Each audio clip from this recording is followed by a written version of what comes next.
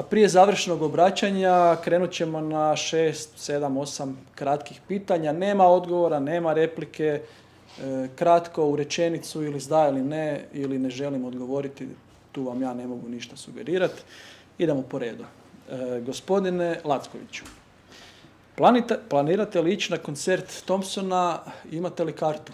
Nemam kartu, ali ću nabaviti. Znači idete? Pa, ako nabavite kartu. Da. Gospodine Koren? Ja nisam planirao, iako slušam, ali nisam planirao ići na koncert. Gospodin Golubić? Ne, nemam kartu, neću ni imati kartu, ali mislim da protiv sam svakih zabrana i kogod želi nek izvoli da pače. 500.000 ljudi ide na koncert. Pitanje, opet gospodine Lackoviću, kad biste mogli birati idealan izlet s obitelji na Kalnik, posjetu Peskima ili odlazak na Šodericu, što biste odabrali i zašto? Pa možda Kalnik, tam bi bilo najtiše i najprivatnije. Pa ja isto na Kalnik, to mi je najbliže. Jednodnevni izlet s mojom obitelji bi bio na način da odemo prvo ujutro na Kalnik, na ručku smo u Štaglju, završimo na Peskima i na večeri smo u dvorcu u Starom gradu u Đurđevcu. Znači, potpuni krug. Dobro. Pitanje je jedno konkretno tehničke prirode, a siguran sam da zanima mnoge obitelji.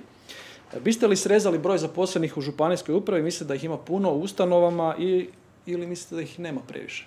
Mislim da posla ima više nego što ima ljudi, a da li bi ostali svi oni raditi koji sada tamo sjede, to bi vidjeli da li su spremni odgovoriti izazovima koje bi ja postavio kao profesionalnim kriterijima za rad u županijskoj upravi.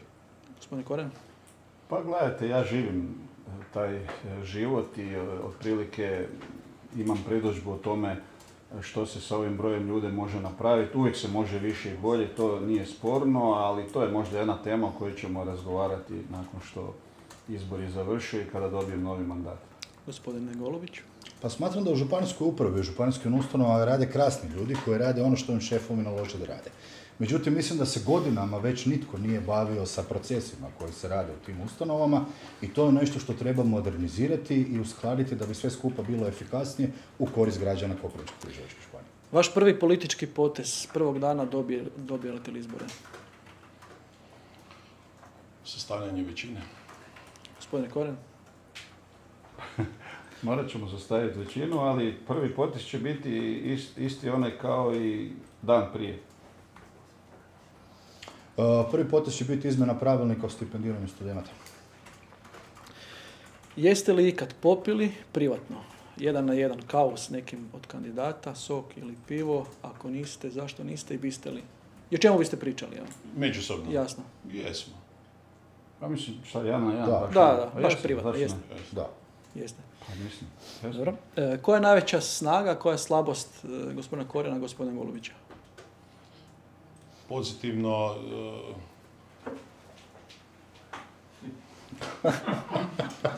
pozitivna mu je smirenost u kritičnim trenucima za njegovu karijeru.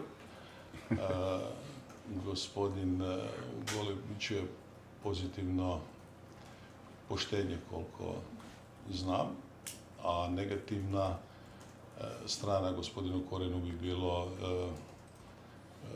pretvaranje da je netko drugi, a ne on koji zaista jeste, s obzirom da se ne može nositi sa svojim izostankom svojih radnih rezultata. Negativno kod gospodina Golubića ne bih sad izdvojio. Gospodine Koren, evo brzinski. Ne Snaga i slabost. Gospodin Lacković nahvalio gospodina Golubića, samo sam mu ja pih.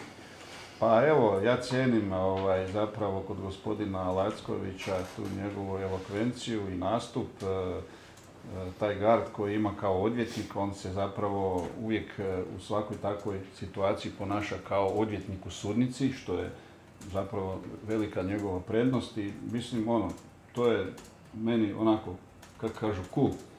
Negativnih strana ima jako puno, to nemamo vremena sad tu.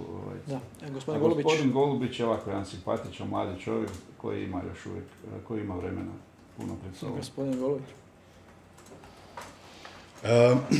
Pa vezano za gospodina Korena reći ću da cijenim ovo iskustvo koje je stekao 25 godina u županijskoj upravi, a mana mislim da mu je to što nije shvatio već i na kraju prošlog mandata, da jednostavno ga vrijeme pregazilo i da više nema tog elana energije koje bi trebalo biti.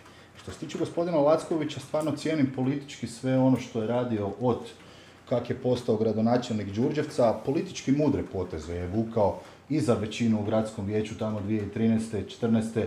i za ulazak u Sabor preko zamjene Milana Bandića pa sad kroz listu DP-a. Činjenica je da su to mudri politički potezi koje nekome, kao meni koji se bavi politikom, stvarno treba cijeniti. Međutim, ono što mu zamjeram mu da možda drugi put je već 76. ruka, mislim da je premalo napravio za Koprivničko-križevačku županiju.